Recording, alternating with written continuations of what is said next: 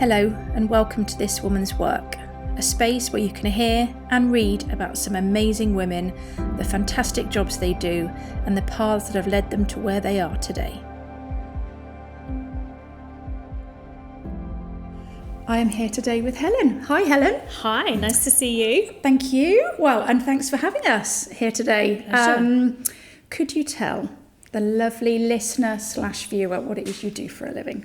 So I am, I guess, an entrepreneur. I always feel a little bit uncomfortable saying that. I don't know why. We'll perhaps talk about that a bit more. Yeah. I run a business where we are a communications agency. So we help global corporates and NGOs communicate on sustainability and climate change. Wow, so you're a glutton for punishment then? I'm a glutton for punishment, yeah definitely. Before we go more into that, let's track all the way back. Okay. And we're going to talk about little Helen. What were you into? What were you like at school? I was a little bit naughty at school. Were you? Yeah, like people find that quite surprising because I think when people get to know me, they, I'm very, I guess, composed, quite committed, quite, very like professional. I'm really, very professional. And but no, I was quite naughty in my teenage years. When I was little Helen, I guess I was quite quiet, which I think is quite surprising as well because I do love to talk and I am a little bit of an extrovert, I guess, now. But as a child, I guess I was a little bit quiet. But I love singing, dancing, performing. You were quite fesp, were you? Quite fesp, yeah. Quite like showing off in that respect. Yeah. So I was always very interested in politics in a weird way, even when I was quite young. And I guess, I grew up in the 80s. Yeah. And knowing that we had a female prime minister and a queen. Who was very, let's face it was good days, bad days, press-wise. Yeah. But I think for a young, 7 or 8 year old girl growing up in the UK back then, knowing that you had the two most important leaders, I guess, of your country being women, I remember being distinctly aware of that for some reason. So I was always quite interested in leadership, politics, doing the right thing. I guess that was always something that kind of bubbled up inside of me. And what do you mind me asking what your parents did then? Did they inspire you with that? Well, it's funny because my mum worked at the co-op. And my dad was an engineer, so nothing. But the co-op isn't it almost like it's quite a unique institution in itself, though, isn't it? It is. But I think they were quite. I'm very different to my parents. Right. So when I was a baby, I was adopted. Okay. So my adoptive parents, I think, were quite different to me. Okay. But I think they have always been amazing in looking at me as the person and helping me grow and being very kind of individual in terms of, even though it might not have been their thing, like the theatre and the dance and that kind of stuff, they 100% got behind me and supported me with whatever I did. So I think I was really allowed to be led by the stuff I loved, even though it's quite different to my parents. Gosh, and you don't have to answer at all. Do you think there's ever an element, because obviously with some parents, when it's genetic parenting, obviously you sort of, because they are, that there's that almost a desire to push them down a very similar route, isn't it? And I'm saying that from my parents, friends' parents, that pressure, well, no, you're going to be like me. And do you think almost in some respects then, the fact that they were aware, it allowed you, they really embraced you for you, I think, in a positive way? I think so. And I think also, because I've got kids of my own now, and I think I really see the difference now, which I didn't see obviously up until I had my own kids. But I think when I was a child, I was very clear that I am me. Wow. I come from nowhere else. I'm just me. In a positive way. In a positive way. And I guess it can go one way or another. But for me, I always felt like I've got a blank page. Yeah. I'm not like I don't have to be like my uncle or my sister or a bit like my mum. I am me. Gosh. And I think in many respects, that's enabled me to have a sense of freedom. About drawing my own path or creating my own story, I guess. And I think actually, in reality, everyone can have that. But I think we can get constrained by our and parents environment and our parents. It's the whole nature-nurture thing, isn't it? I openly tell people, and particularly younger girls, I almost failed my GCSEs. I got 5. Yeah. None of which were above a C, but I got 5 and I kind of scraped through, but I didn't get maths or English the first time. Okay. So I had to redo them at sixth form. So okay. I tasted failure quite young. And did it feel like failure? It did, 100%, 100%. Because society made it feel like failure. It did. But also if you're creative and thespian, maths and that kind of stuff isn't... It wasn't really my thing. And I think if I'm honest, if I'd have put my mind to it, I'd have been fine.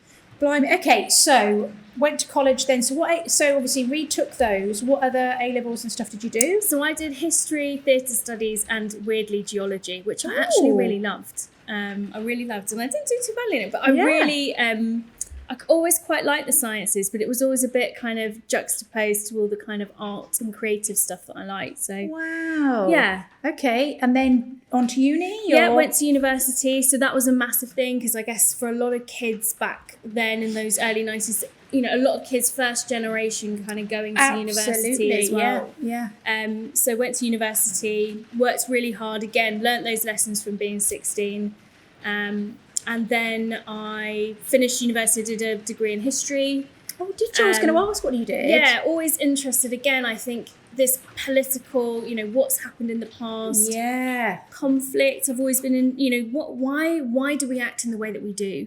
Why do situations occur and, how do we get out of them? How do we deal with them? But I guess those were always things that I was quite sort of fascinated with. Did the degree and then I went travelling the world, and I think that was my moment that I've been kind of gearing up to for most of my teenage life, to kind of get out on my own with a backpack and just... So this is now 21? Yes, this is what I did that when I was 21, yeah. Wow, okay.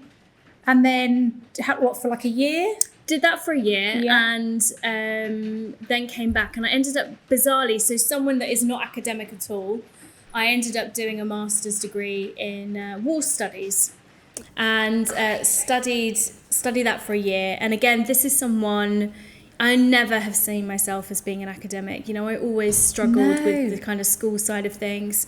And here I was kind of doing this master's. But I guess I was always really interested in, as I say, this kind of conflict. Why do we get to the points that we do in society and humanity? Yeah. How do we then solve those problems afterwards? How do we find resolution? And I guess doing the master's degree in war studies, which is kind of slightly strange, I appreciate, but it was a really great eye-opener. And I think this was at the time as well where, we just had the Twin Towers happen. And so we were on this kind of brink of like a new world order a little bit.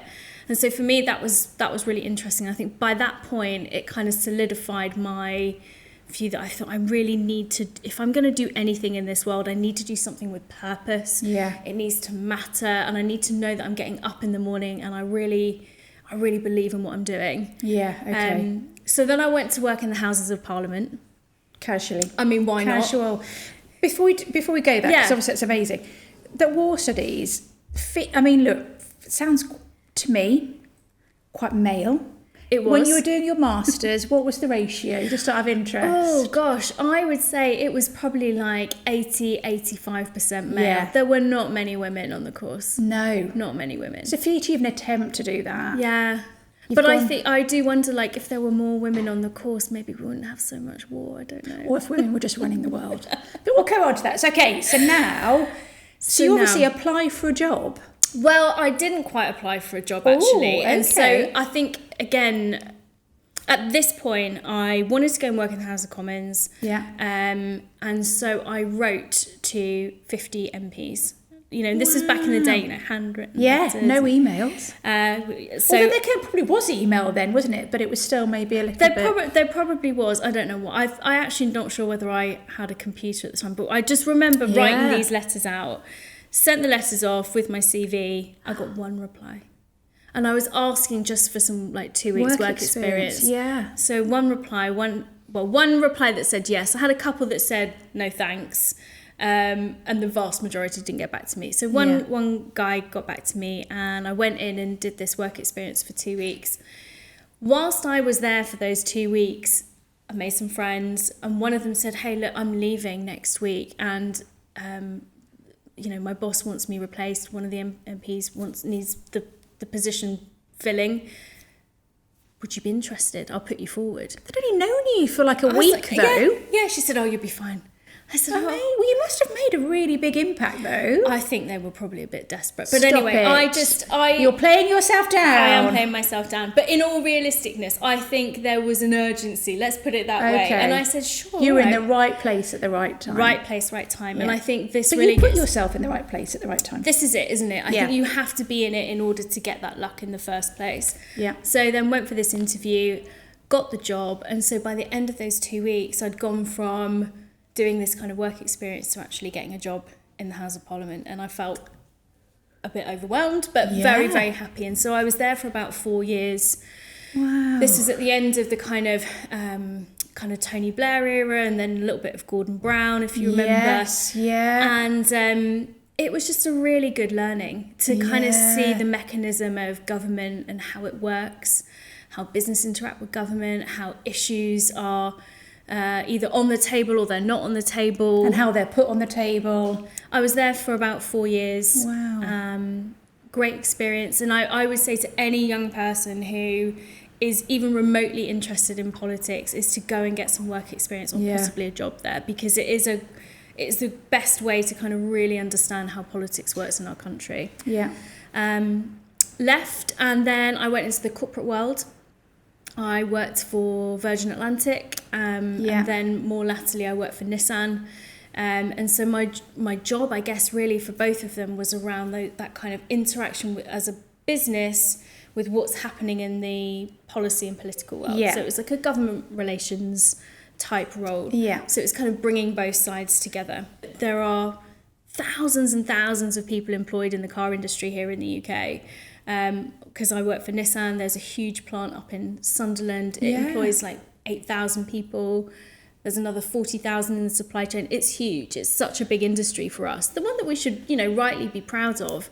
But with that comes a lot of complications when it comes to kind of policy and regulation. Yeah. And at the time, my job was to help the regulations or kind of help build the policy around introducing electric cars into the UK. So this was before they even were on the roads. In fact, at the time, they weren't even allowed on the roads. The legislation didn't allow it officially to go on the road at the time. How interesting. So we worked... So you were involved in that really early stage. How is any of this ever going to work? Yes. And what does it look like? Yeah, exactly. Wow. So all of that stuff, if you remember, like with incentives and buying of electric cars, that's what I worked on, and kind of as part of like a wider team with other car manufacturers as well. Yeah. So that was great, actually. And, to see where we are now with electrification compared to back then. I used to go into meetings with government and people used to laugh at us when we say like, we want to introduce an electric car into the UK. Nah, that's never going to happen. Yeah. Just look at us now. And I think it's a great example of, sometimes you can be, or an idea can be ahead of its time, and it's okay that people are going to laugh at you. Yeah. Don't be distracted, keep focused, keep going. And if it's right, it will come to fruition. And it's great. Like you see so many cars on the road now. It's not enough still, but there's a lot on the road now compared to what it used to be. And, we're getting there. So that feels good. That feels good. Gosh, so being part of that very, very early dialogue then, that is a minefield. Okay, so, obviously we sort of skipped over Virgin Atlantic at that point. Blimey, that in itself is like... That was a great job. Yeah. I've got to say, that was a great job. And I'm still in touch with some of the people there. I think what has always been fascinating with the whole Virgin brand, and it is true, I think Richard Branson does an amazing job at building a culture within a business like no other I've ever experienced. Okay, so where do we go from Nissan then? So Nissan, I was there for 7 years. Wow, okay. And then I had 2 children. I was going to say, because by this time you're in your early 30s now, I was in my early 30s by that point, and I had 2 children in quite close succession, my 2 sons. It's good to get it out of the way. Get out of the way. Someone said that to me once. They were like, look, it's just all a bit of a shit time. Just get it out of the way. Although I say that, but actually having 2 children under the age of 2 is quite something. Yeah. Okay. And so, yes, now it's much better now that they're kind of, 9 and 8. They played together brilliantly, yeah. But at the time it was pretty awful, actually. Aww. But it was still back in a world where we'd not had COVID, flexible working didn't really exist. Absolutely didn't exist. Yeah. And I'd had these 2 children, and I went back the first time, not for very long, obviously then being pregnant again, went back. And I had a great job. I had a great career trajectory. Yeah, I was going to say. Everything was going well. But quite a hardcore career trajectory. It was quite hardcore, actually. With 2 under 2. Yeah. But just after I'd had my first, I had a conversation at work, and there was this opportunity to kind of get a promotion at the end of the year, which was great. But then obviously found out I was pregnant again. Oh, yeah. That didn't materialise. Yeah. I went on maternity leave, and when I got back to work, I was told that the job wasn't there for me anymore, and that I would have to do a different job. Yeah. Now, bearing in mind, I'd just spent 17 years building up a career in purpose, politics, regulation, government, business. This was all I'd ever wanted to do. And to be told that that job wasn't there anymore and I'd have to do something else kind of broke me a little bit. Yeah. But I was not in that position. And again, because also at the same time, and I've had this chat with many women, when you've just had kids, you are a little bit like, you don't know, you're not losing yourself. That's not the right thing. But you're not your old you, are you? So you're also trying to figure out who on earth you are. Yeah, you're anymore. sleep deprived. You're kind of like what your old life. Yeah, you're responsible. So, and in many ways, you are on the back burner now because these 2 things are way more important than you. Yeah. So that affects your own identity. Yeah. And then to be told that, which also affects your identity. Yeah. That is a blow. Yeah, I took that quite hard. Yeah. And I wasn't, like, I guess like with a lot of women, I wasn't in a financial position to turn around and say, fuck you. Yeah. And I really wanted to. Yeah. But I couldn't. And I think a lot of people have been in those situations where you desperately know you want to say that thing and stand up for yourself. Yeah. But you know you've also got to pay the bills and you need to make ends meet. And so... And then employers know that, don't they? They know it, which is why they know they could do that to you. So I took this other job very reluctantly. It was in internal communications. It wasn't a million miles away. Yeah. But it was far away enough from what I wanted to be doing and where I wanted to go. However, I did this internal comms job and I learnt a lot. In a short period of time. I learnt about filming. I learnt about interviewing. I learnt about writing articles, stuff that I hadn't done within my existing job. But I knew in my heart of hearts this was not for me. And so I gave it 6 months. Yeah. Had a bit of a breather, worked out kind of, a little bit more about who I was and what I felt I could stand up to. Yeah. And in the end I said, look, thanks very much, but this isn't for me. I need to hand my notice in. But I didn't know what I wanted to do. Yeah. I handed in my notice and, I've been there 7 years, met a lot of great people. Yeah. And as people started to realise that I was leaving, they tapped me on the shoulder and said, I hear you're leaving. Do you think you'd come and consult for us? Oh, wow. So almost like you making that decision precipitated this potential opportunity. And so I said, all right. I had no other plan. So I said, okay. So I finished, then took on a couple of small projects on my own. Yeah. And started working. So sort of freelance you're talking freelance, now. Exactly. Yeah. And that, I guess, so I kind of fell into this kind of freelancing type role. And the jobs were kind of, I guess, in the consulting type world. So looking at a problem, finding a solution, great, love all of that. Yeah. And it was a bit of a light bulb because I think working in an environment where you're not an employee, but you're going in to help a business is a very different relationship. Yes. It's a relationship built on immediate respect. One where you as the person going in can walk away at any time and say, thanks, this isn't for me. It's much harder to do that as an employee. Yeah. So suddenly this very sleep deprived mother started to feel quite empowered again. Yeah. But also the expectation is also higher because results are expected quicker, aren't they? They are, but you can define things on your own terms. Ooh. And so I think it's about saying I can do this, but I won't. That's not my remit. And were you good at that? Because there's a lot of people that aren't. that just start, almost you're trying to kind of over-deliver and people-pleasing. We're all, women. I wouldn't say I was fantastic at it to start off with. It's something I've had to learn. Yeah. But at that early point, I just took anything. Yeah. I took anything. There were jobs... You're scared to turn work down as well, aren't you? And there were jobs, definitely, if I'd have been employed, I'd have said, no way, this isn't for me, or I'm not going to do that. Or, honestly, even with my ego, that's too lowly. That's an admin job. I said, give me the admin job, that's fine. Yeah. I'll do it. I was quite happy because suddenly what I was doing didn't define me anymore. Okay. Whereas being in a job as an employee, somehow that role defined my self-worth. Yeah. And I'm not saying that that's right, but that's how I felt. Whereas independent, I defined me. Free. Yeah. Also, almost going back to you as a young... Yeah, and I felt that. I felt like little Helen again with that blank piece of paper. I'm going to write my own story. And it did feel a little bit full circle. And freeing. 100% freeing. Wow. So in a weird way, that weird job did you a favour. Yes. And you'd have just carried on, wouldn't you, going back? I would have. Yeah. I really would have. And I look at my kids and I say to them, and I think they roll their eyes now, because I say to them, you saved my career. If it wasn't for you boys being born, I would be on a very different path right now. And I probably, still most likely... Still bossing it, though. Yeah.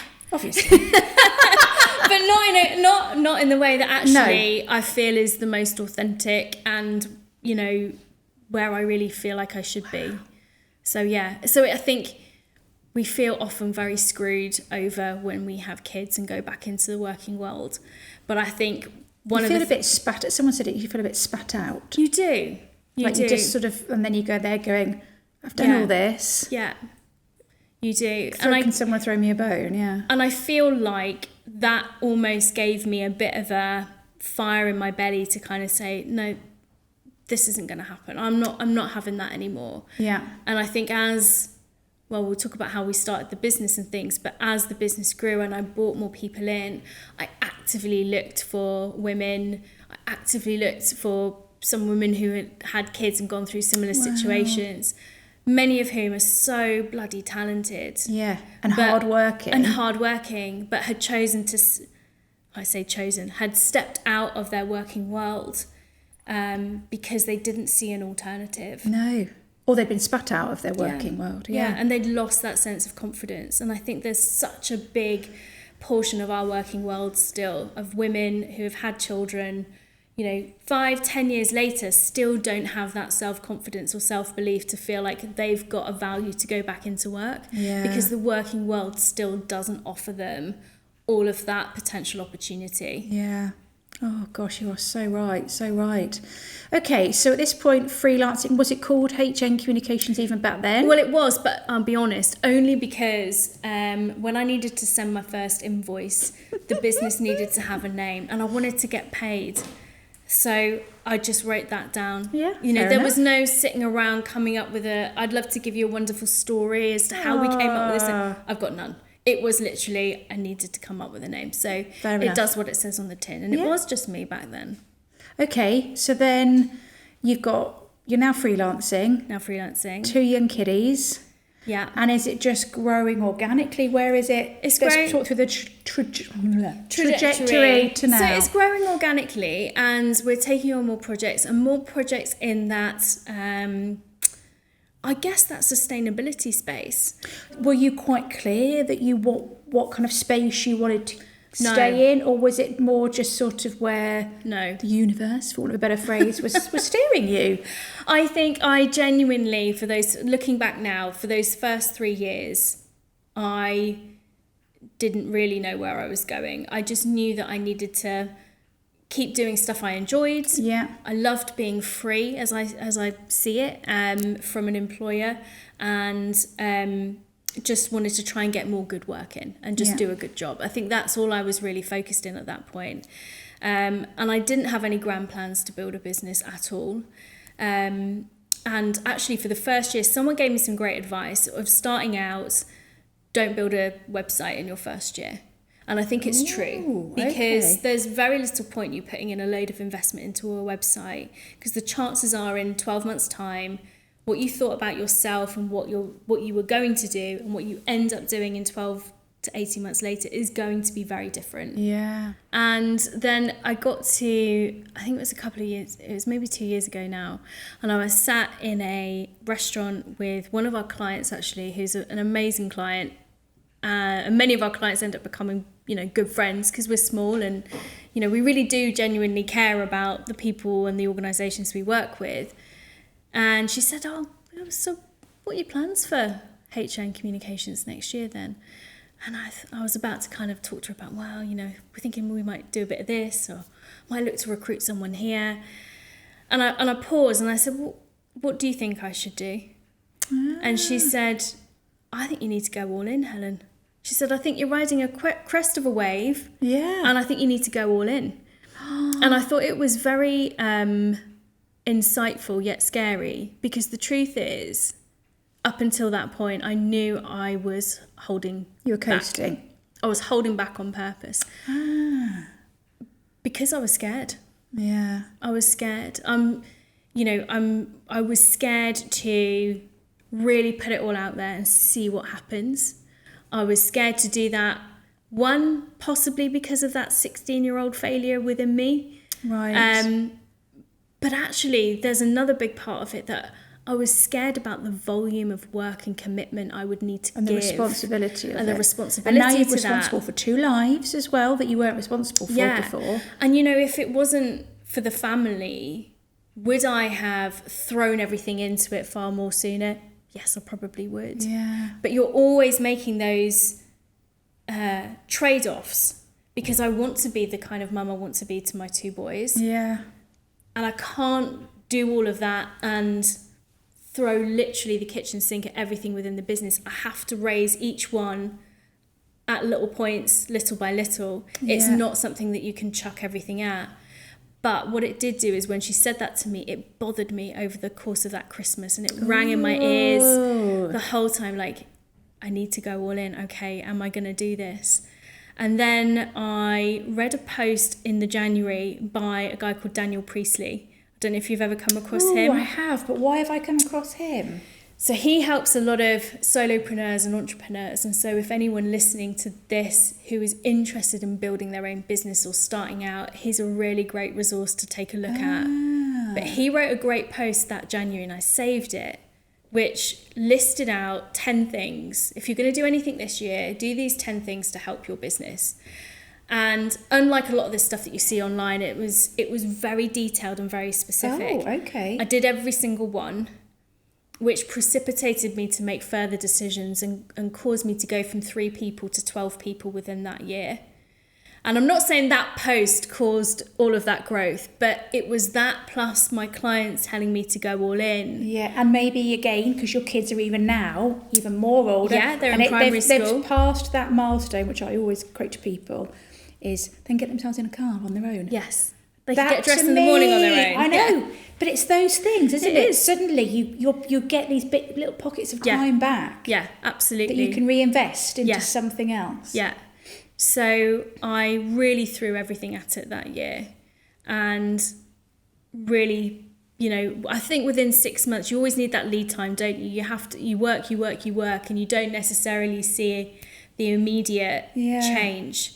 But I would say by sort of 6 to 8 months, we really started to see a rapid change in the business. And I thought, okay, I think we're doing this now. Your name's growing, people are, you're getting... Yeah, and we started to win awards, and we started to win more contracts, and we started to do more high-profile stuff. So we ended up doing Climate Week in New York for a client, so running the opening ceremony and the sessions that go on after that during the week. And we just felt like, as a small team, that we were in this really special moment in our career history with the organisation. Yeah. You know, there's 12, 13 of us, all come from different walks of life, different countries, different ages. We're very diverse, actually, but we all have this common thread of, I think, hope, positivity, and a belief that we can make the world better through the kind of work that we do. Yeah. And that's, I think, what motivates and brings all of us together as a team. And it feels like we're in this kind of real special moment right now. Wow. Oh my gosh. Well, one of my constant questions is, what's next?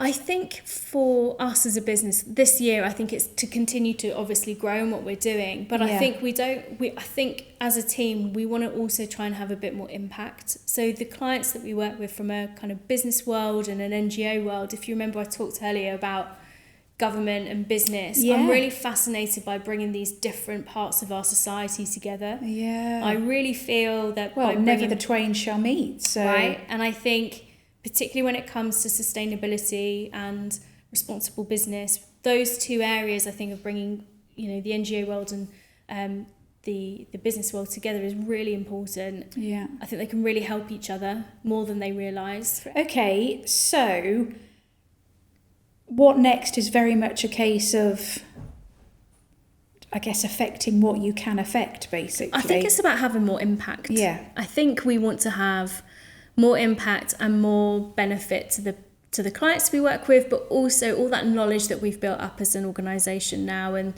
the different perspectives, and being able to have more impact in this conversation about having why business can be a force for good, why it can be more sustainable, why it makes good business sense to be more sustainable. These are the types of things we want to, I think, communicate more on and help business start to feel more comfortable in that space. Yeah. Lots of businesses are already on that journey, but there are many that are still... Well, or they think they're on that journey. Right. It's a disparity, isn't exactly. it, really? And so I think it's about possibly, helping businesses see that there is a right way to do these things and communicate on these things in an ethical and responsible way. Yeah. Also helping them to get that confidence to talk about the failures as well as the successes, because in the failures we all know that's where we're going to learn, and no industry is going to get to net zero on their own. We're going to have to collaborate together. Yeah, and we're going to have to make some big mistakes. Yeah, and Do you think they do? Do you think many big corps do talk about failure much at all? Not at all. And I don't think they do. And I think, wouldn't it be refreshing and different if they did? Because I think... Well, at least it will show, like you were saying, well, gosh, when we first started, that it's like, even from a governmental point, the disparity between normal people, communication between normal people and the government, but even with normal people and corporations, like you said, it's just we are in an era of such mistrust, aren't we? Because we don't, the control of information that's worded wrong, but it's really controlled. Yeah. And we know it. We, as normal people, we know it and we feel it, I think. Yeah. Therefore, it's making us doubt everything. Yeah. And with COVID and everything else thrown in, we've never lived in more of an era of doubt and the need for honesty. And Yeah. Gosh. And so I think it's those businesses that are more willing to say, you know what, we haven't got all the answers of how we're going to get to net zero, but we're working on a plan to get there. And we're probably going to make a few mistakes along the way, but we're really trying, and we want to work beyond our own sector because we know our sector's not going to have all of the answers. And we want to be open and, here's what we've learned so far, here's what's worked well, here's what hasn't. I think it is those businesses who can have that kind of conversation and feel confident about that will be the ones that will win when it comes to building trust with consumers more. Well, and selling it all into consumers, because that's the thing. They're ultimately, one way or another, the end user of everything, aren't they? So, wow, that is a hell of a lot to try and achieve, though. And you quite clearly just on this, like I can tell you're on the start of this, really. Even though you've been doing what you've been doing for a long time, you are just on the start of this then, aren't you, really? Yeah, very much so. Okay, I've got to let you get back to work soon. So I'm going to ask you my two final questions. And with this one, it's going to be an interesting one for you. So it's basically, what advice would you give your younger self? Now, given everything we've spoken about now, how weird would that be? Because in many ways, it feels like your younger self is giving you advice now. So maybe you wouldn't give any advice to your younger self, would you? Or and it could be any version of your younger self. Yeah. It could be when you're finished or when you failed your GCSEs. I guess what advice... Things you wish you'd known sooner. Things I wish I'd known sooner. I think there's probably two things. There's one which would be, the advice would be to be brave. Yeah, to just be a bit braver. Just dig deep, even when you feel like you can't. Be brave. And I think the advice would be, it's going to be all right. Do you know what? The amount of women that say that, that they want to just reassure their younger self. Yeah. I mean, do you know what I mean? It's that, and it's like mothering your own, your younger self, isn't it? It's like it's going to be okay. Yeah. I think we as women worry so much. We put so much effort into worrying. I still do it now. And if I could find a way or a magic potion that would stop me from worrying quite so much, great. But I think you're careless. Yeah. Yeah. Then be a man. Yeah. I might not include that. Or maybe she will. Or maybe I will. Okay. Then the final question. Actually, I have two final questions then now, because someone threw in a third and I keep forgetting to do it. So the second question is then life advice just to throw out into the world for anyone as you right now. Is it a mantra you live by, or? I would say if you are unhappy with what you're doing right now, then change it. And as obvious as that sounds, it's easier said than done. But do know that you can change it. So if you're unhappy in your job, if you're miserable, if you feel stuck, know that there is another way. And that there is a way to get out. There's resources like this podcast and other things out there that you can go to. There's resources, there's communities out there, some great communities. I'm happy to share some of the ones that I use. Yeah, please. Who have really helped me move forward. So you don't have to do it alone, but you also don't have to stay stuck where you are. So if you are unhappy, know that you can change your situation. You're not powerless to do it. It is possible. Even if you feel like from a financial point of view, there's no way, I can't do that. Do know that there are ways in which you can change that situation. I think that would be really important. Yeah. I would also say don't, if you do change careers, or if you do set up a business or want to set out on your own, do know that whatever you start with is not necessarily going to define you for the future. Just be open-minded, say yes. Roll with it a bit. Be super humble and learn from stuff. It's okay to start from scratch. It's okay to take on jobs that you'd never think twice of doing before. Yeah. It's okay. It doesn't define you. So I would say that. And cut out negativity in your life as well. Oh God, yeah. And if that means certain friends, because I think often if you change from one career to another and you change a little bit in terms of your focus or who you are, that can also cause differences in terms of your friendship groups and community. And I would just say, if those people aren't supporting you, then you need to cut them out of your life. Yeah, if they're not coming with you. Yeah. Yeah. Amazing. Final question then. What advice do you think your older self would give you now? And when I've quoted this twice, I've said, so 65-year-old Helen. Okay. What do you think she would... So you've almost got to picture yourself then at 65, and what advice... And the first person that answered this kind of went, don't worry about the cellulite. So let's face it, at 65, you'd be loving it, wouldn't you? Yeah, but you'd be like, you look great at 43, it's fine. I think my advice to myself at 65 would be, don't work so hard. So your older self is telling you now not to work so hard. Yeah. Basically get a better work-life balance. Yeah, get more work-life balance. Okay. That's the point, isn't it? Because you can work hard, but you can work in a productive or unproductive way, right? But surely you're not trying to get to that point though, because like you said, really you've taken this leap, and that leap is going to be, for anyone that's listening, it is going to be probably 3 years. Yeah. Maybe even more, 3 to 5 years of slog. Yeah, it is. Before you can then, because that is what entrepreneurial shit, whatever that word is, life is, isn't it? So maybe it's not don't work so hard, but maybe it's like be smart about how you work, or recognise the point at which you can slow it down a bit, because you're now going to be going for it, aren't you? And you're going to be, and also because it's so driven by values and principles to you and wanting to impact and change the world. And if you love it, where were you ever going to stop? Do you know what I mean? Yeah. And I love what I do. So it's like a drug. I want to do it all the time and I love it.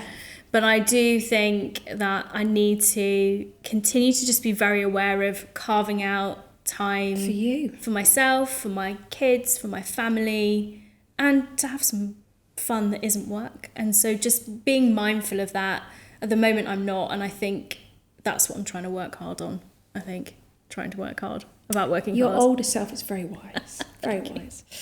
Thank you very much, Helen. Thank you for having me. That has been fantastic. Thank you. If you would like to hear more about this chat, see some pics and read about how to get started in this industry and or this role, then please go to our website www.thiswomanswork.org. The link is on this podcast page and across our socials. Sincere thanks.